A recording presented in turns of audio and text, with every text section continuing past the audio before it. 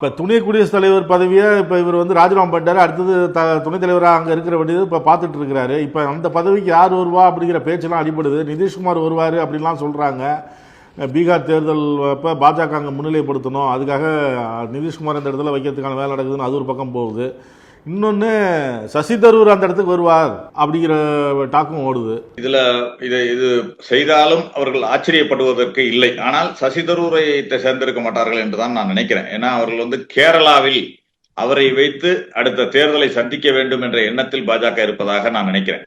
ஏனென்றால் அவர் அடிக்கடி தொடர்ந்து அது பேசிக் கொண்டிருப்பது. ஏன்னா ஒவ்வொரு மாநிலத்திலும் அவர்கள் செய்ததை பார்க்கிறோம். நம்ம ஜோதிராதி சிந்தியாவை வைத்து மத்திய பிரதேசத்துல அது மாதிரி ஒவ்வொரு இடங்கள்லயும் அது மாதிரி செய்ததை பார்க்கிறேன். அந்த மாதிரி விஷயங்களா தான் இருக்கும்னு நினைக்கிறேன். ஆனால் நிதிஷ்குமார் ஒரு சாய்ஸாக இவர்களுடைய சாய்ஸாக இருக்கலாம். பீகார் தேர்தலை மனதில் வைத்துக் கொண்டு இவரை ராஜினாமா செய்ய வைத்து அவரை முன்னிலைப்படுத்தி அவரை எலிவேட் பண்ணி துணை ஜனாதிபதியாக்கி விட்டு பீகாரை தங்கள் கைக்குள் கொண்டு வர வேண்டும் என்ற எண்ணம் அவர்களுக்கு இருப்பதாகத்தான் தெரிகிறது.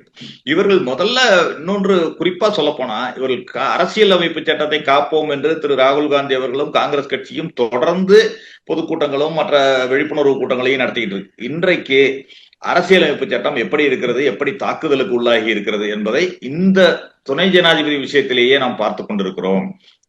நீங்க காஷ்மீர் இதுல நீங்க முன்பு மாநிலங்களவையில உறுப்பினராக இருந்த எங்களுடைய காங்கிரஸ் கட்சியின் உறுப்பினராக இருந்த குலாம் நபி ஆசாத் விடைபெறார், அதாவது ஓய்வு பெறார். ஓய்வு பெறும் பொழுது பிரதமர் மோடி நான் தழுத்தழுக்க பேசினார், உங்களை மிஸ் பண்றோம் அப்படின்லாம் பேசினார். அப்படி பேசிய ஒருவர் இன்றைக்கு அவருடைய கட்சியில் இருந்த ஒருவர் துணை ஜனாதிபதியாக இருந்து விடைபெறும் பொழுது அவர் ட்விட்டர்ல விடை கொடுக்கிறார். அவருக்கு